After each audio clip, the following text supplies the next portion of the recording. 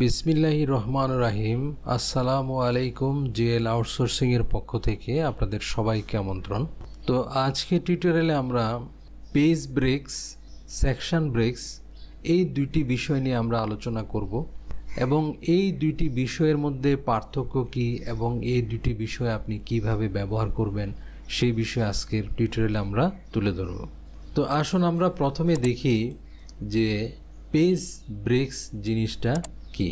তো পেজ ব্রেকস হচ্ছে, দেখেন আমরা যখন কোনো ওয়ার্ড ডকুমেন্টে কাজ করি তখন ডিফল্ট দেখেন আমি এই পেজটা যখন এখানে কাজ করলাম অটোমেটিক এই পেজটা ব্রেক হয়ে আপনার নিচে দ্বিতীয় পেজে লেখাগুলো কি হয়েছে, চলে গেছে।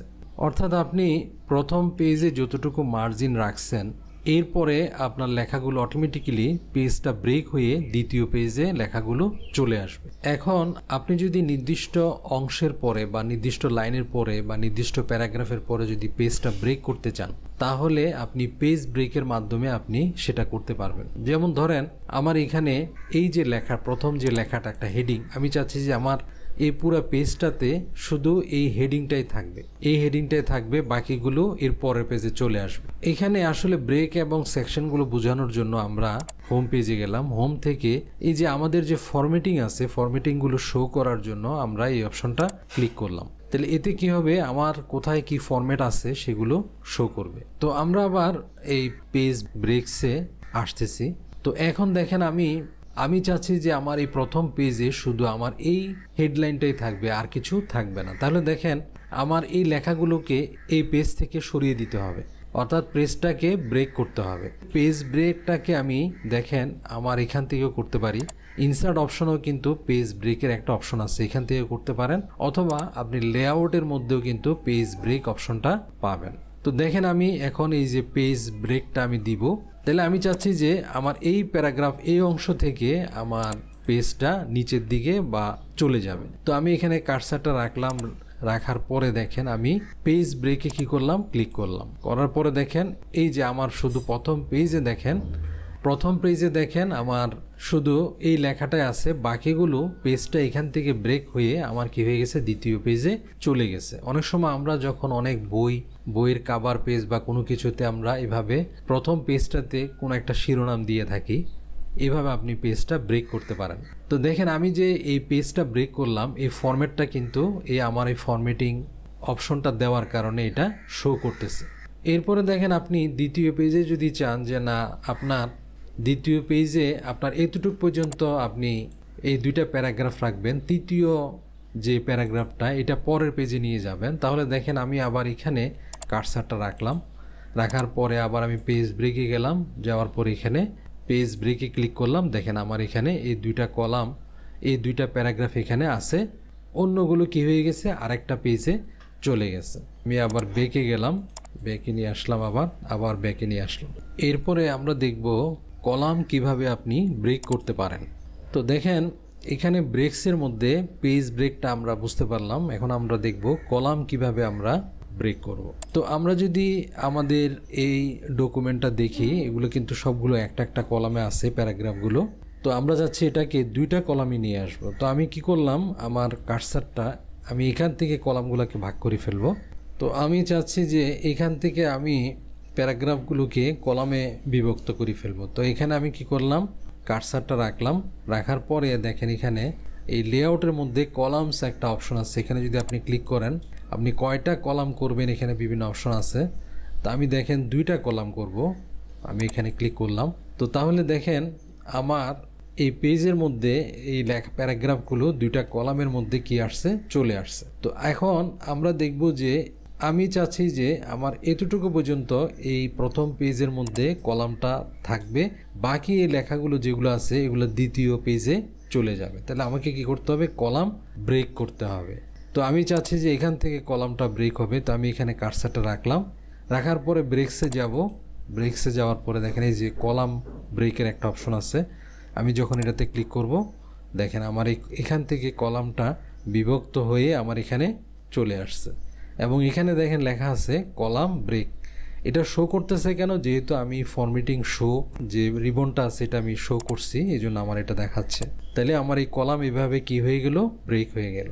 তো তো আশা করি বুঝতে পারছেন যে কলাম এবং পেজ আপনি কিভাবে ব্রেক করবেন এবং এই কলাম এবং পেজের এই ব্রেকসের ব্যবহারগুলো আপনারা বুঝতে পারছেন। তো আমি ফরম্যাটটাকে আবার আনডু করতেছি।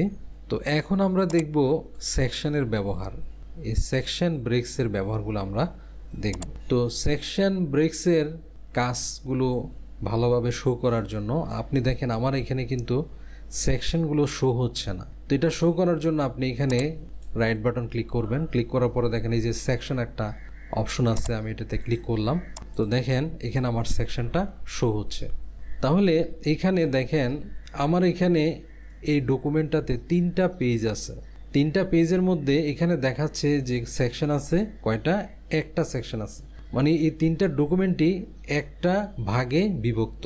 তো এখানে আমি যতগুলো কমান্ড দিব, বিভিন্ন কমান্ড দিব, যেমন আমি এখানে একটা কমান্ড দিলাম, এই কমান্ডটা দেওয়ার সাথে সাথে দেখেন আমার 2টা কলামে আমি কি করব, কমান্ড দিব। তা আমার দেখেন সবগুলো এই 3টা পেজে কিন্তু কমান্ডগুলো হয়ে গেছে। কিন্তু আপনি যদি এগুলোকে যদি এক একটা পেজে যদি এক একটা সেকশনে ভাগ করে ফেলেন, তাহলে এক একটা পেজকে এক একটা ফরম্যাটে আপনি কি করতে পারবেন, ডিজাইন করতে পারবেন। তাহলে সেকশনে ভাগ করলে আপনার এক সেকশনের কমান্ডগুলো অন্য সেকশনে আপনার কি হবে না, অ্যাপ্লাই হবে না। এই জন্যই কিন্তু আপনার সেকশনগুলো ব্যবহার করা হয়। অর্থাৎ সেকশনগুলো ব্যবহার করে আপনার প্রতিটা প্যারাগ্রাফকে আপনি সেকশন দিয়ে আলাদা করে ফেলতে পারবেন, প্রতিটা আপনার সেন্টেন্সকে সেকশন দিয়ে আলাদা করতে পারবেন, প্রতিটা পেজকে সেকশন দিয়ে আলাদা করতে পারবেন এবং আলাদা করে আপনি বিভিন্ন কমান্ডগুলো এখানে অ্যাপ্লাই করে আপনার এক একটা পেজ এক একভাবে কী করতে পারবেন, আপনি ডিজাইন করতে পারবেন। এটাই হচ্ছে আসলে সেকশনের ব্যবহার। তো এখন আমরা প্র্যাকটিক্যালি দেখি। তো দেখেন এখানে আমার সেকশন দেখাচ্ছে একটা। তো এই আমরা যে এটাকে 2টা কলাম করলাম, দেখেন এখানে আমার এই লেখাটা কিন্তু ফার্স্ট কলামের মধ্যে চলে আসছে। এখন আমি চাচ্ছি যে ডিজাইনটা এমন হবে এই লেখাটা দোনোটা কলামের মধ্যে থাকবে, এরপরে এখানের কলামগুলা কি হবে, পরবর্তীতে আসবে। তাহলে কি করতে হবে, এটা আমাকে ইউজ করার জন্য এই পুরোটা লেখাটাকে আমাকে একটা সেকশনের মধ্যে আলাদা ফিক্সড করে ফেলতে হবে। তাহলে আমার এই যে আমি 2 কলাম করছি, তখন এই ফাংশনটা ওইটাতে কি হবে না, ইউজ হবে না। তো দেখেন আমি আবার এটাতে আনডু করতেছি। তো দেখেন আমি চাচ্ছি যে এই লেখাটা এভাবেই থাকবে, পরবর্তী যে প্যারাগ্রাফগুলো আছে সেগুলো 2টা কলামে কি হবে, বিভক্ত হবে। তো এর জন্য দেখেন আমি ধরেন এই বরাবর একটা সেকশন আমি কি করলাম, এখানে একটা আমি সেকশন ব্রেক করে দিব। তো দেখেন এখানে আমরা এই সেকশন কন্টিনিউটা ব্যবহার করব। সেকশন কন্টিনিউটা হচ্ছে যে আপনি নেক্সট পেজ সেকশন হচ্ছে যে আমি যদি এই যে প্রথম যে অপশনটা আছে আমি যদি এটা ব্যবহার করি, তাহলে দেখেন কি হয়, আমি এখানে দিলাম, এখানে আমি দিলাম, যেহেতু আমার এখান থেকে আমি একটা সেকশন করব।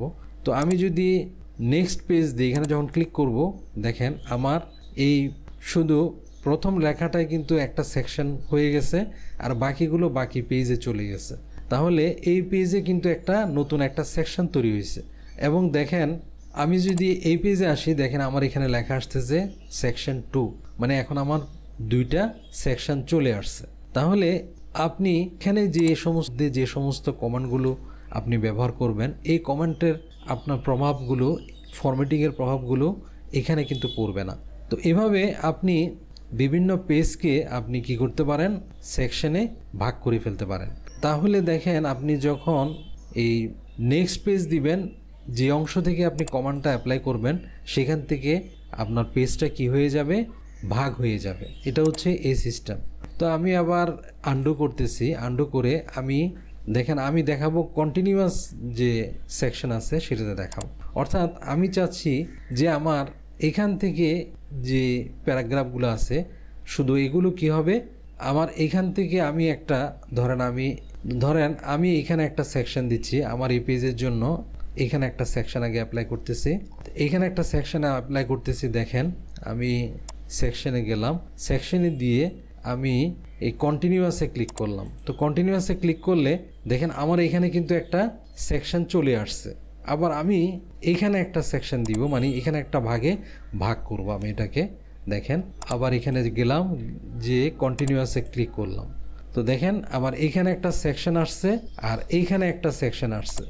আমরা যদি এখান থেকে যদি এন্টারে দিই, এখানে একটা সেকশন আসছে। তো দেখেন আমি এই পেজের মধ্যে যে কমান্ডটা দিব এই কমান্ডটা কিন্তু অন্য পেজে যাবে না। দেখেন আমি এখানে কি করব, এটাকে দুইটা কলামে কি করব, ভাগ করে ফেলবো। তো এখন আমি এই কলামসে গেলাম, কলামসে যাওয়ার পরে 2 কলামস দিব। তো দেখেন এখানে ফলাফলটা কি আসছে, যেহেতু আমি এখানে একটা প্রথম এখানে একটা আমি কি করছিলাম, একটা সেকশনে ভাগ করছি এবং এখানে একটা সেকশনে ভাগ করছি। তারপরে মাঝখানে কি করলাম, আমি যখন এই 2 কলামস দিলাম, তো এই সেকশনের মধ্যে দেখেন যে প্যারাগ্রাফগুলো ছিল সেগুলোই শুধু কি হয়েছে 2 কলামে ফরম্যাটিংয়ে অ্যাপ্লাই হয়েছে।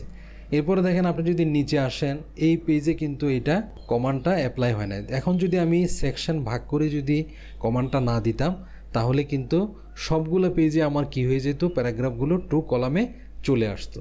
তো এইটাই সুবিধা আপনার, যে আপনি যদি সেকশন ভাগ করে আপনি কি করতে পারবেন, ফরম্যাটিংগুলো আপনার মতো কি করতে পারবেন, সাজিয়ে নিতে পারবেন। তো এইখানে দেখেন এখানে আমার কয়টা সেকশন হয়েছে, এখানে একটা সেকশন, এখানে একটা সেকশন, তারপরে এখানে একটা সেকশন। এখন এখানে যদি আমি ক্লিক করি, দেখেন আমার এটা 3 নাম্বার সেকশনে আছে। তো নিচের থেকে যতগুলো পেজ আছে সবগুলো আরেকটা সেকশনে আছে। এরপরে দেখেন আমি যদি এই পেজটাকে আরেকটা ফরম্যাটিংয়ে করতে চাই, তো এখানে আমি এখানে আমি এটাকে পেজ ব্রেক দিয়ে দিই, এই অংশটা থেকে এখান থেকে পেজ ব্রেক দিই, পেজটা ব্রেক দিয়ে দিই। তো এখানে আমি একটা সেকশন দিয়ে দিই, এখানে কন্টিনিউ আর একটা সেকশন দিয়ে দিলাম এই পর্যন্ত। তো দেখেন আমি এখান থেকে আমার একটা সেকশন শেষ, এখান থেকে একটা সেকশন শুরু এবং এখানে এই সেকশনটা শেষ হয়েছে। তাহলে আমি শুধু এই সেকশনের মধ্যে একটা কমেন্ট দিব, এই কমেন্টটা কিন্তু অন্য কোনো পেজে কি হবে না, এফেক্ট হবে না। আপনি দেখেন আমি এখানে ধরে ওরিয়েন্টেশনে গেলাম, ওরিয়েন্টেশন থেকে আমি দেখেন পেজটা কিন্তু এখন পোর্টালে আছে। আমি যদি ল্যান্ডস্কেপে দিই, দেখেন আমি ল্যান্ডস্কেপে ক্লিক করলাম, তাহলে দেখেন আমার শুধু এই সেকশনটাই কি হয়ে গেছে, এই ল্যান্ডস্কেপে হয়ে গেছে। যেহেতু আমার এখানে এই পেজটাতে একটু দেখেন এই পেজটাই আমার, এই সেকশনটাই আমার কি হয়ে গেছে, ল্যান্ডস্কেপে হয়ে গেছে। তাহলে দেখেন আমার অন্য কোনো যে পেজগুলো ছিল ওগুলোতে কিন্তু ল্যান্ডস্কেপ হয়নি। তো আমার এই যেহেতু পেজগুলোতে একটু ফাঁকা আছে, যাগুলো যখন আমি একটু ক্লিয়ার করে দিব তখন আমার এটা একটু এক পেজের মধ্যে চলে আসবে।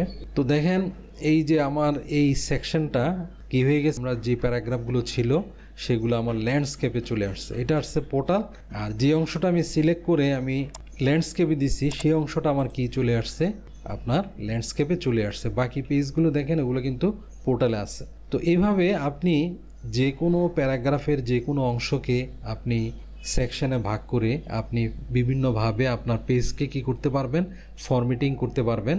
এটাই হচ্ছে আসলে আপনার সেকশনের বিরাট একটা সুবিধা।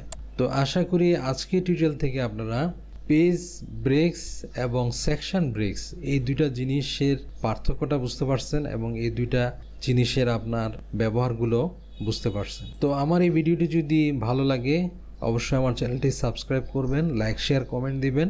আল্লাহ হাফিজ।